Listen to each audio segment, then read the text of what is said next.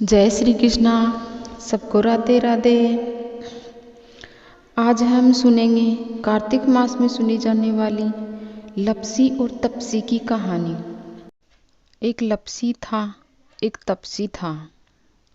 तपसी तो तपस्या करता था और लपसी रोज 1.25 सेर की लापसी बनाकर भगवान के भोग लगाकर थोड़ी खुद के लिए रख लेता था और बाकी बची लापसी से भूखों को भोजन करा देता था, फिर खुद जीम लेता था।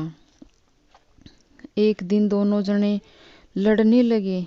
लपसी कहता है मैं बड़ा, तपसी कहता नहीं मैं बड़ा। उधर से नारद जी निकल रहे थे। उन्होंने पूछा कि तुम दोनों जने किस बात पर लड़ रहे हो। उन्होंने कहा हम दोनों इस बात पर लड़ रहे हैं कि हम में से बड़ा कौन है। अब आप ही बताइए कि हम में बड़ा कौन है। नारद जी ने कहा ठीक है, कल इस बात का फैसला करूँगा। दूसरे दिन तपसी तपस्या करने के लिए बैठा तो नारद जी ने चुपके से उसके सामने 1.25 लाख की मूंदड़ी डाल दी।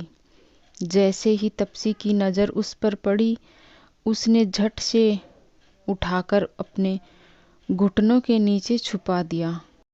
लपसी ने 1.25 सेर की लापसी बनाकर भगवान के भोग लगाकर भूखों को खिलाई, फिर खुद ने खाई। तभी नारद जी वहां आ गए।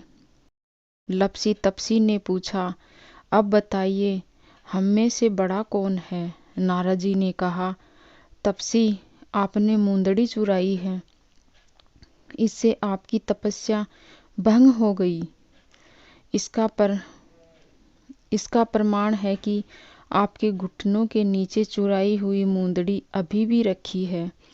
अतः लपसी बड़ा है। वैसे भी अन्नदान का महत्व तपस्या से ज्यादा होता है। तपसी ने कहा मेरी तपस्या का फल मुझे किस तरह मिलेगा। नारद जी ने कहा ऐसी तपस्या का फल तुझे ऐसे मिलेगा कि यदि कार्तिक स्नान करने वाली औरतें कार्तिक महत्व की सभी कहानी कहकर लपसी और तपसी की कहानी नहीं कहेंगी तो उसके कार्तिक नहाने का उसका फल तुझे ही मिलेगा। कांचड़ी देकर कसना नहीं देगी, कोई धोती देकर गमछा नहीं देगी, सीधा देकर ब्राह्मण जिमाकर दक्षिणा नहीं देगी, सीधे हाथ की तरह नाड़ा बांधेगी, मकान बनवा थली नहीं बनवाएगी, रोटी बनाकर बाटियां नहीं बनाएगी, दिया जलाकर हाथ नहीं जोड़ेगी, दिए से दिया जलाएगी तो इन सब के दिए हुए दान का धर्म तुझे ही जाएगा। इतना कहकर नारद जी चले गए। जय हो लपसी तपसी की।